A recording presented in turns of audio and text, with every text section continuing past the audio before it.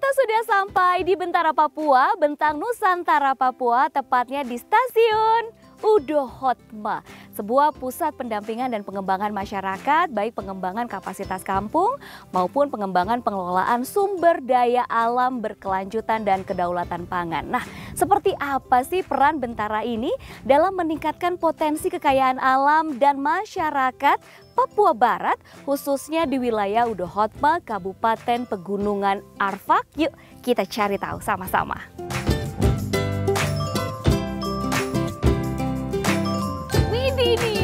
Halo, Kak Widi, Abireso. Majireso. Seneng banget sekarang kita ketemu sama Kak Yanu dan juga Kak Barto. Kak Yanu ini selaku direktur dari Bentara.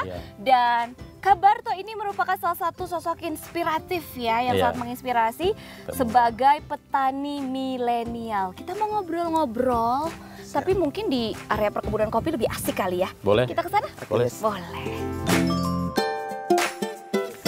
Wow, ini budidaya kopi yang ada di Bentara ya? Iya. Kak, kita mungkin mau tanya-tanya dulu tentang Bentara ini. Karena banyak yang belum tahu nih dari pemirsa Kompas TV, Bentara ini latar belakangnya apa sih, visi misinya apa sih sebenarnya didirikannya Bentara Papua ini?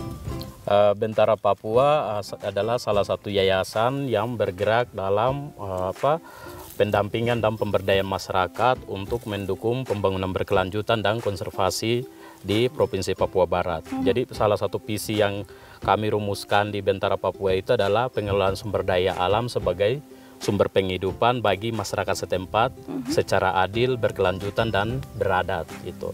Oke, untuk program-programnya seperti apa yang telah dilakukan, pelatihannya atau bagaimana?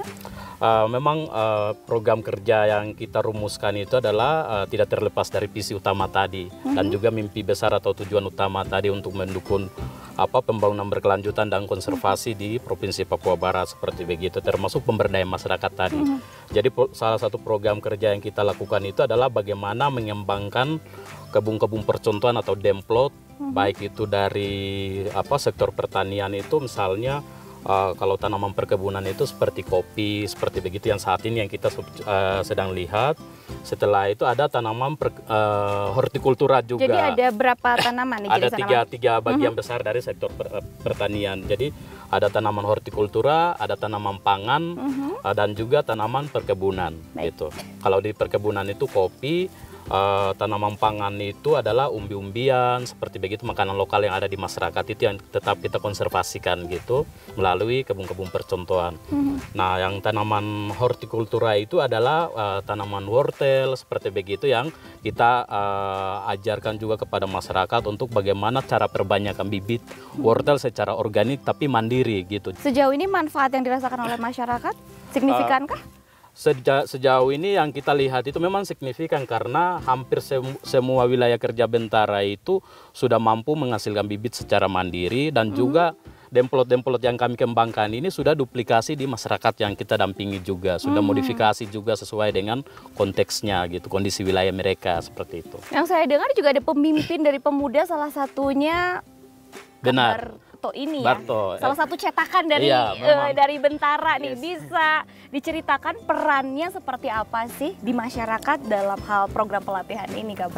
Untuk saya sendiri selaku Duta Petani Milenial, lewat programnya Bentara Papua, ya kegiatan-kegiatan mereka yang mereka lakukan di sini, saya salah satunya pemuda yang artinya terjun untuk bergabung dengan mereka dalam beberapa program tadi yang disampaikan dari Kakak Direktur, Kakak Yanu. Di sini yang bagaimana untuk kami anak-anak muda ini harus terjun, bagaimana untuk menginspirasi teman-teman yang lain lewat programnya Bentara. Kita sering datang untuk sosialisasi, bahkan kita ada mendirikan salah satu rumah belajar, dan setiap kegiatan yang dari Bentara lakukan adalah SEKAM. SEKAM itu Sekolah Kampung Merdesa.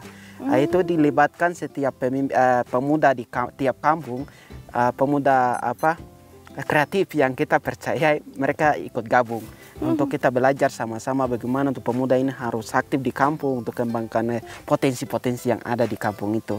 Iya.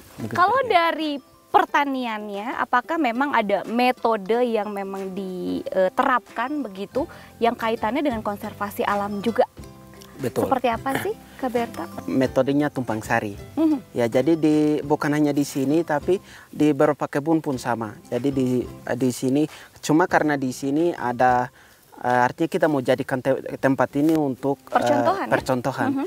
Ya, tapi di sini kita ada tanaman sayuran, bahkan tanaman pangan di tengah-tengah kopi itu ada.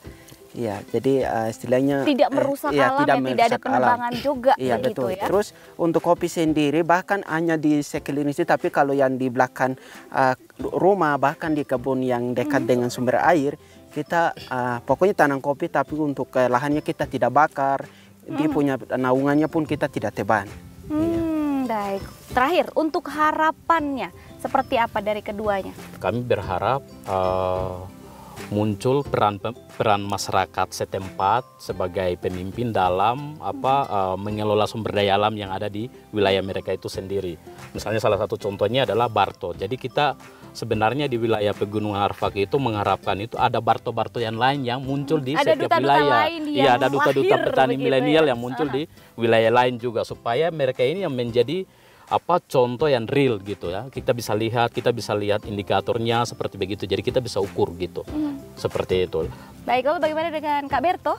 Harapan saya sama untuk apa yang saya sudah merintis, teman-teman yang lain harus ikut bergabung.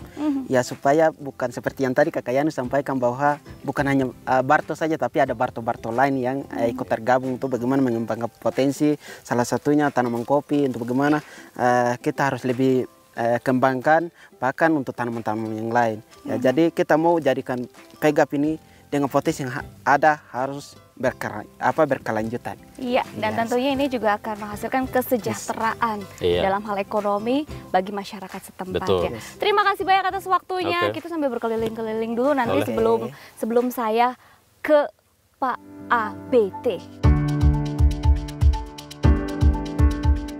Bentara Papua yang merupakan organisasi sosial masyarakat lokal yang menitik beratkan pada pengelolaan sumber daya alam yang berkelanjutan dan berkedaulatan pangan, sejauh ini sudah berjalan sebagai sumber penghidupan masyarakat setempat secara adil. Konsep ini pun dilirik oleh Dinas Peternakan untuk kedepannya dapat dipraktikkan juga dalam rangka perencanaan pemberdayaan ternak perah.